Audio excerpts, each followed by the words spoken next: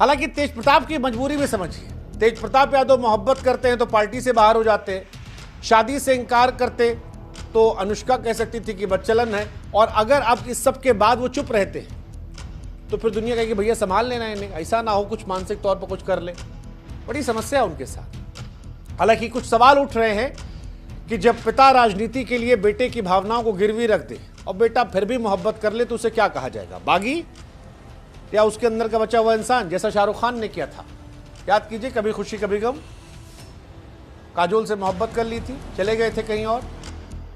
बड़ी फिल्मी कहानी है तेजू भैया की। और फिर हमको बार बार रणधीर सिंह याद आने लगते हैं कि जब तक हिंदुस्तान में सिनेमा है तब तक ये सब चलता रहेगा। तो कहानी सारी वैसी है। तेजू भैया पे एक कहानी और अच्छी बैठती है, वो मिर्जापुर वाली, मुन्ना भैया वाली। ये बड़ी तकलीफ होती है जब आप योग्य हों और आपकी काबिलियत को लोग ना पहचानें। और ये उनकी कहानी तब आती है जब उनकी तुलना उनके छोटे भाई से होती है, क्योंकि दो भाई हैं, दो कहानी, तेज प्रताप और तेजस्वी यादव, लालू जी के दो बेटे। सियासत में अलग अलग कहानी। तेज प्रताप लालू जी के बड़े बेटे, लेकिन बड़े मौके कभी नहीं मिले। सियासत में उनकी हालत मिर्जापुर के मुन्ना भैया जैसी रही, पिताजी के सबसे करीब लेकिन सत्ता से बड़े दूर। हर बार जब वो बोले तो लोग हंस देते थे, हर बार जब वो चुप रहे तो लोग कहे यार ये आदमी सीरियस नहीं है। दूसरी तरफ तेजस्वी यादव को हमेशा से लालू जी का उत्तराधिकारी माना गया। शुरुआत से ही हर रैली, हर मंच, हर कैमरा तेजस्वी की तरफ रहा। वो सियासत के वो चेहरे रहे जिसे लालू जी ने तराशा, तैयार किया। और तेज प्रताप कुछ अपनी गलती से, कुछ किस्मत से वो हमेशा हाशिए पर जाते रहे। शादी वाले मामले में भी उनकी किस्मत खराब थी।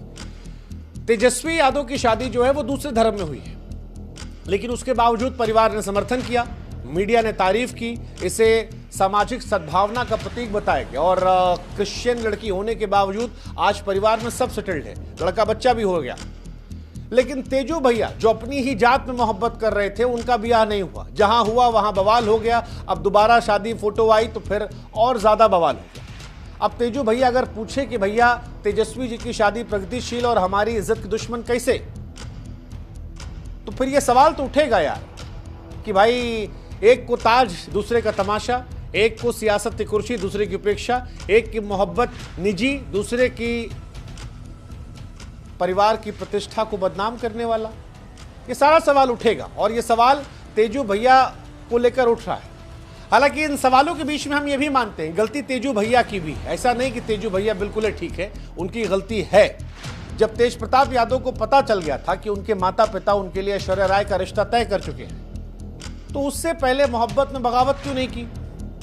तेज प्रताप ऐश्वर्या की शादी धूमधाम से हुई थी, बड़े बड़े नेता लोग वहां आए थे, वर वधू को आशीर्वाद दिए थे। शादी के अगले दिन ही तेजू भैया साइकिल पर ऐश्वर्या को बैठाकर घूमने भी निकले थे। इसकी तस्वीरें सोशल मीडिया पर आई थी।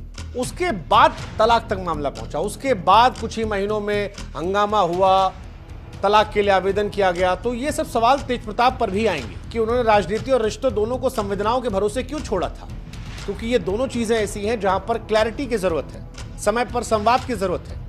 तेज प्रताप को पहले ही स्टैंड लेना चाहिए था, साफ साफ बताना चाहिए था कि उनका रिश्ता किसी और से चल रहा है, अपने माँ बाप